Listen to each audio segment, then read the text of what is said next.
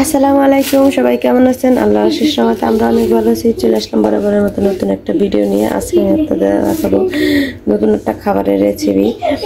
সেটা হচ্ছে এই যে রুটি। এই যে আপনাদেরকে দেখাচ্ছি, কিনে আনছি। এই যে এই রুটিটা আমি কিনে আনছি। এটা এখন আমি ছুরিটা দুই ভাগ করছি, কেটে মাঝখান বরাবর। এই যে এখন আমি এটা হলো ডিম দিয়ে ভাজবো।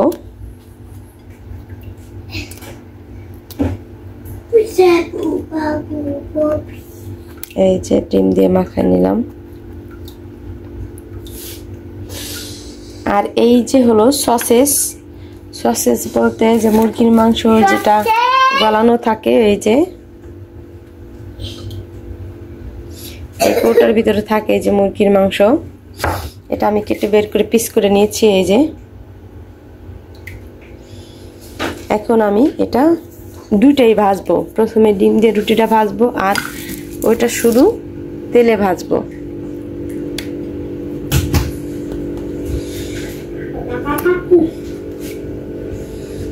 এই যে কড়াইতে দিয়ে দিলাম।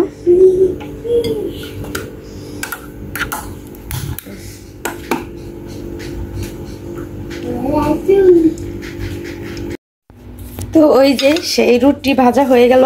আর হলো গিয়া এই যে সেই সসেসটা আমি সুন্দর করে ভালোভাবে ভেজে নিয়েছি পিস করে। আর এই রুটিগুলোও আমি কেটে পিস করে ভেজে নিয়েছি তেলে দিয়ে। এখন আমি এই রুটিটাকে সাজাবো।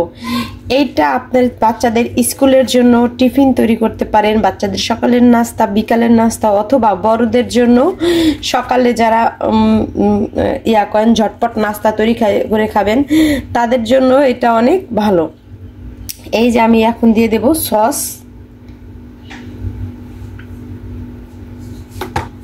এটা বাচ্চারা খুব পছন্দ করে খাবে। এই যে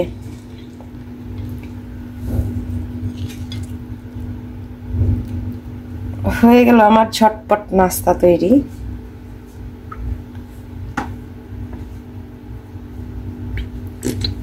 বাচ্চারা বড়রা সবাই খেতে পারে এটা একাধারে সুন্দর করে। আমার দুইটা বাচ্চা, এজন্য আমি দুইটার জন্য এরকম করে বানাই নিলাম।